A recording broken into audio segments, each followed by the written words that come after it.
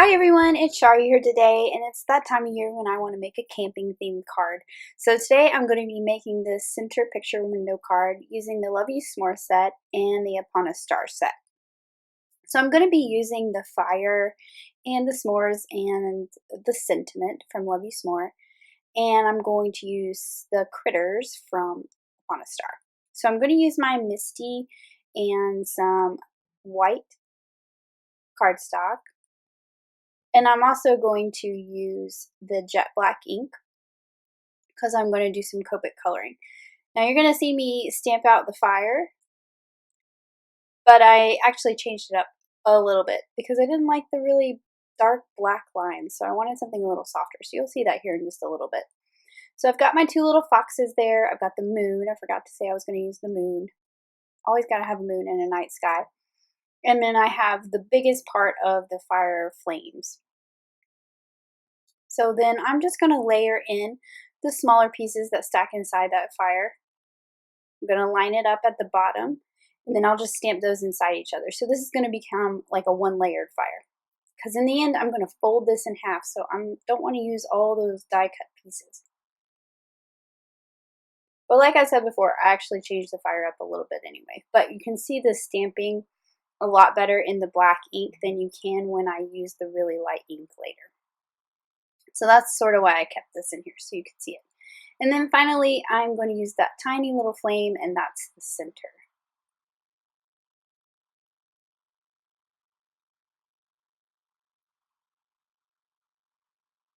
You can see how stamping all those together kind of creates my little fire. The logs in this set are solid, so I just stamped those in some walnut ink. And then this is when I wanted to try kind of no line coloring.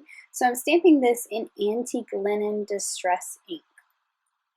You can see there at the bottom, I already colored that fire, but I decided I didn't like those stark black lines, and I decided I wanted to just see what it looked like if you couldn't see those lines. So I stamped in that antique linen, and then I'm going to color exactly the same. So I'm starting with darker color in the middle, then I'll do an orange in between, and then I'll do a yellow on the outside.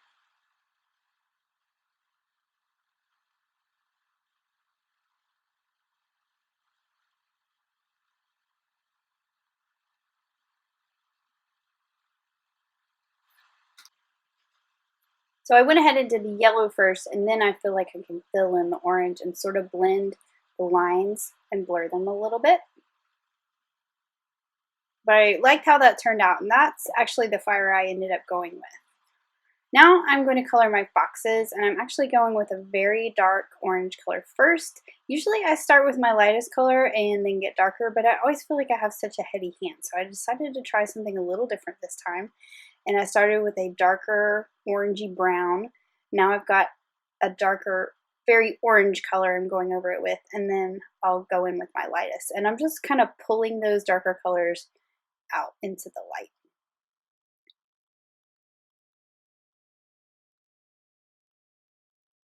This is a night scene, so I didn't want these foxes too terribly bright, so that's why I'm going with these colors that I've chosen here.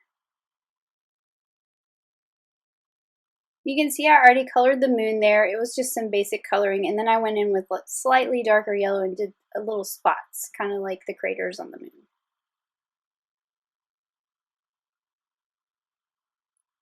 And finally for the tails, since this is a night scene, I'm going in with a very light brown, and I'm going to color the white of the tail. I don't want it to be bright, bright white, so I wanted to kind of mute it down a little bit.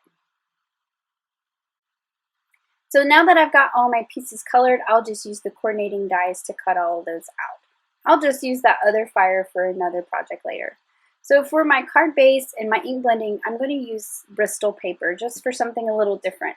I did some experimenting, and I felt like this doesn't absorb the colors as much as just the white cardstock. So I've cut out the card base, and then I've cut out the front, and then you can see there I was cutting out the oval frame, and I was lining it up with that score line. So I realized I want the back to stay clean.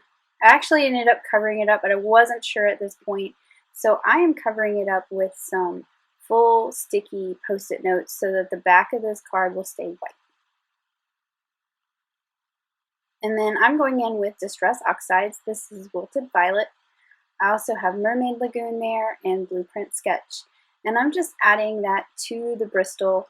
I'm not worrying about blending too much. I'm just kind of getting my spots in there. And I'm using the foam blending tools for this. And then I'm going to go in with a blending brush and kind of smooth it out a little bit and blend those together so they're not so stark differences in color.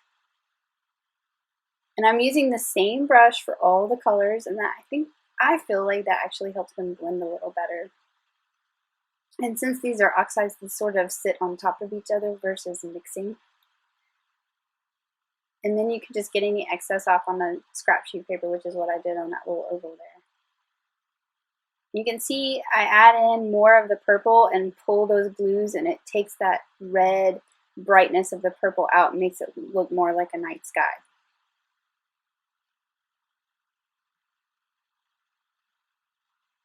I'm using the part of the sticky note sticking out the bottom to hold it, and that keeps me from leaving any fingerprints on the cardstock.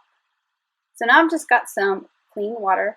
I'm just going to spritz it and let that oxide react and create some spots and some texture to that sky. And now I'm going in with some chipped sapphire, and I'm just going around the edges to darken it up and make it look more like nighttime.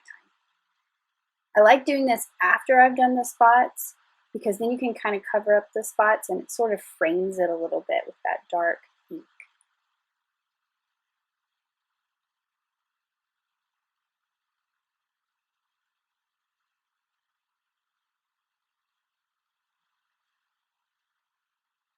And then I'm just going to kind of pull it down a little bit and darken everything up. So I'm pulling it from the sides just straight down and blending it in. So now I'm going to add my stars. I've got some gold metallic watercolors. I've just gotten it soupy with some water.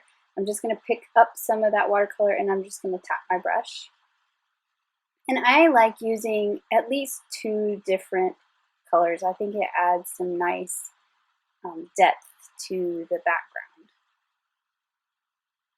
So in this case, I'm using the blue gold and the red gold.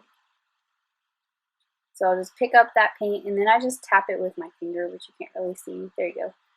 And that just creates some nice splatters versus flinging it. Tapping it works a lot better. So I can remove those Post-it notes and you can see the back stayed pretty clean. And then now I can just fold it in half.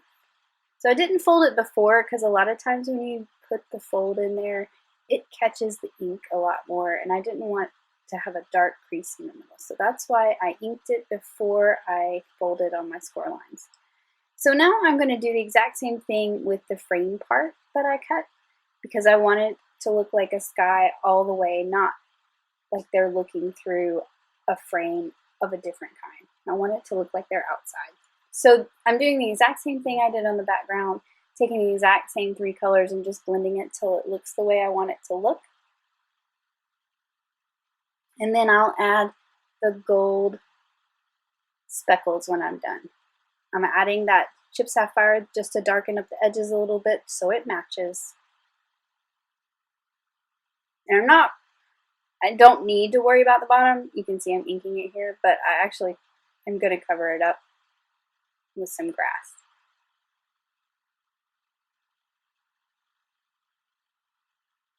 Spraying it with water, and then I'll bring in the gold watercolor. So same process as the background.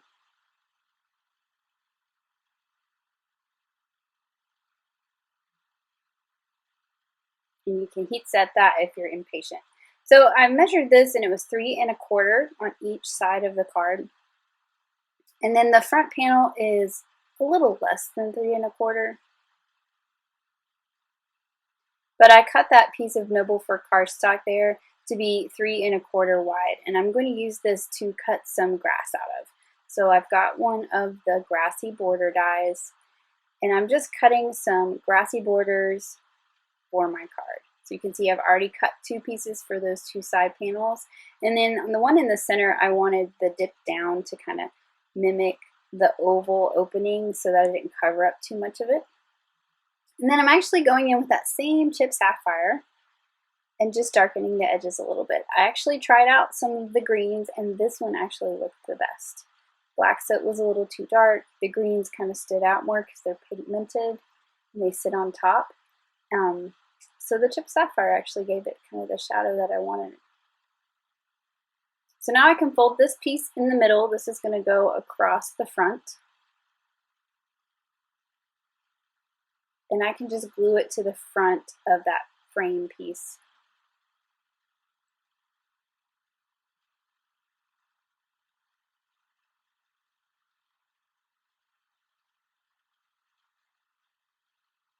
So I'm just going to line up the folds. That way I know that it folds perfectly. And then this was slightly bigger than 3 1/4. So I'll just go in with my scissors and trim off whatever little bit is sticking out past that flap.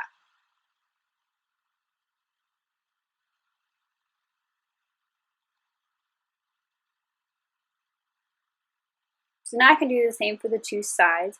And partly why I did this 2 separate sides is so I didn't have another bulky fold in the center. So I'm just going to line it up with the fold, and kind of push it to the side slightly so that it'll close nicely in the middle there where these 2 pieces of paper meet. Which that also means it's going to stick out the side just slightly, and I can just trim that off with scissors as well. So it's like the perfect fit. To be a little bit wider, and then you trim it off. I'd rather be too wide than too small. So now I've cut a hill that goes inside the center picture window. Out of that same mobile fir cardstock, I inked the top edge to look like the grass with that chip sapphire. And I'm putting that adhesive, double-sided adhesive tape on the little flaps. I've already folded it in the middle and folded the flaps. So I'm just getting it ready to go inside my card.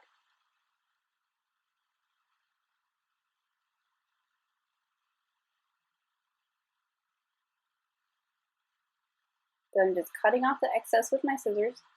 So here's where the folding of the fire comes in. So I want my fire to be centered. So since this folds in the middle, I need to fold my image that's going to go on the middle part of my card versus it being from one side to the other. So I fold my fire down the center, and I'm also going to fold my little logs here, which doesn't really take much. It's good, easy to find the center because it crosses right there, and it's a tiny little fold. And then these pieces are going to go on that little hill that goes inside.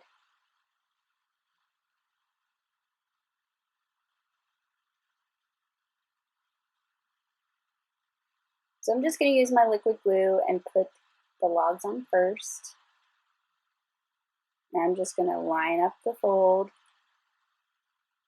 with the fold of the hill. And then I'm just going to put a tiny bit of glue on the top of that, and that's where my fire is going to adhere to. Again, I'm using my fold as my guide so that it all folds up nicely when the card is finished. So now I can start to assemble a little bit here.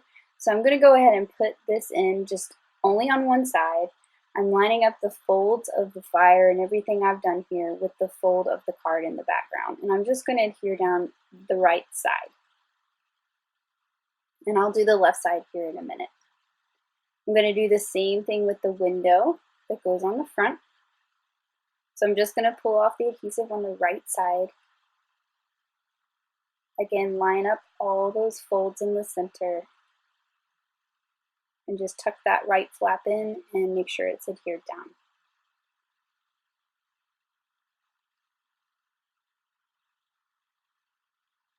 So the one unfortunate thing about this is those flaps are still white. So if you wanted, you could ink everything, but I kind of thought about it after I had it stuck down, and you don't see it too terribly much when the card's open, so I decided just to leave it and not worry about it.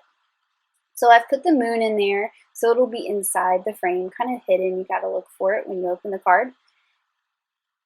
And now I can go ahead and fold those 2 things over to the side, pull off the adhesive liner, and then I'm going to close the card and pick up that adhesive, and now I know that my card will close flat.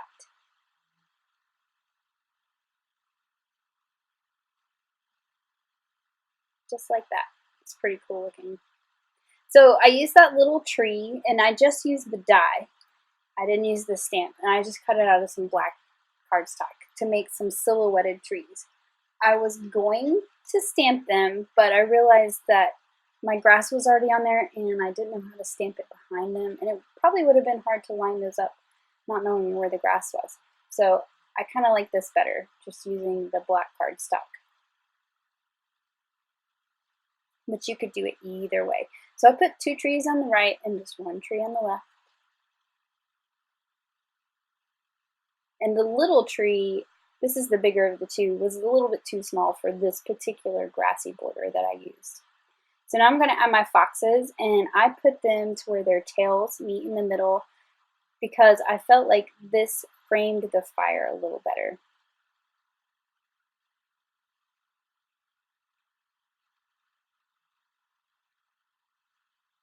So now I have a piece of blue Jay cardstock that I have cut at 3 inches wide, fold it in the middle to make a card. So what I'm going to do is put this card inside the blue Jay cardstock, and it'll make a border. It'll make the outside nice and finished, and I actually kind of like the look of adding this border to the card. So I've already folded it in half. It's a little longer than it needs to be. I put adhesive on one side of the inside part of the card that I've made. I'm going to put that in the fold, close it up, and adhere that to the blue. And then I can flip it over and put adhesive on the other side.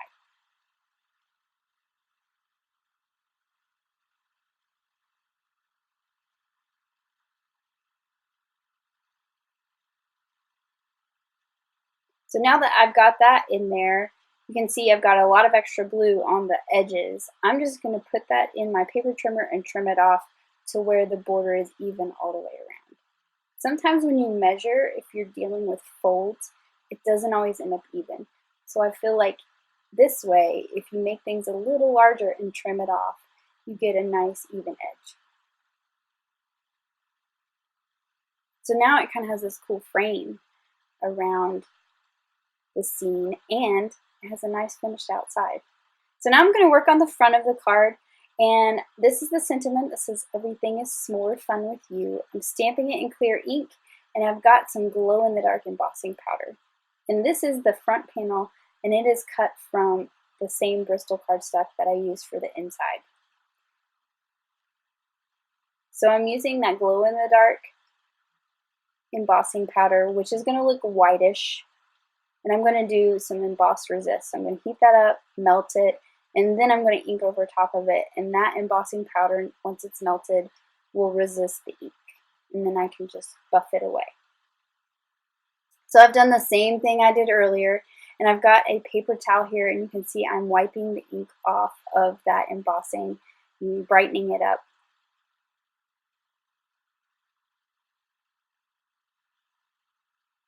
So I'm just going in, making sure that those colors sort of match what I got going on the inside. Those same 3 colors, going to go back in with that chipped sapphire again and darken up the edges. It just frames it really nicely. I'm going to make sure I buff off all that ink. And that's a dry paper towel. If you use a wet, it's going to mess things up a little bit, so use a dry. And then I'm going to add in my gold flecks. And I just went in and picked up a little bit where the gold was on that embossing sentiment. So now I've cut a piece of that same Noble Fir cardstock with that same front panel, so it has the stitching edge. And then I've used the grass that comes from the mushroom border die because it's not quite as tall, just to give it a little base. I'm going to cut a piece of black cardstock slightly bigger than the stitched panel so it can have a little bit of a frame. Because now my card base is slightly bigger than the normal center picture window card base, so I have room to make a frame around this panel.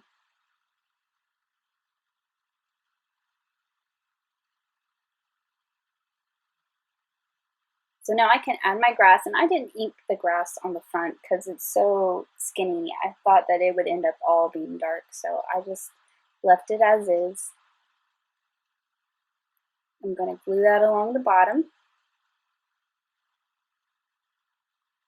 And then I had some trees left over, and I actually did use the little tree on the front here because that grass was a lot shorter, so that little one fit in there nicely. So I'm just gonna adhere that to the front of the card. And at this point I realized I didn't actually have any s'mores in my card, and it says s'more on the front. So I've made some little s'more sticks. I'm only gonna end up using one because I felt like two, if they each had one, covered up the fire a little bit too much. So I'm just going in with a pencil, coloring a little bit of toastiness on the side of this marshmallow. And the marshmallow stick I stamped in walnut ink. The marshmallow is stamped in narwhal ink. And I'm just going to put it like that little foxy guy is holding it. And how cute is that? So that's the finished card.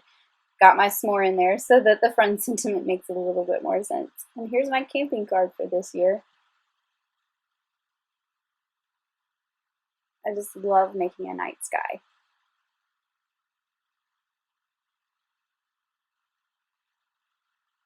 And again, that sentiment glows in the dark. It's just really hard to see that on camera. So here is a picture of the front of the card, and then here's the inside. Thanks for watching. Have an amazing day. Bye.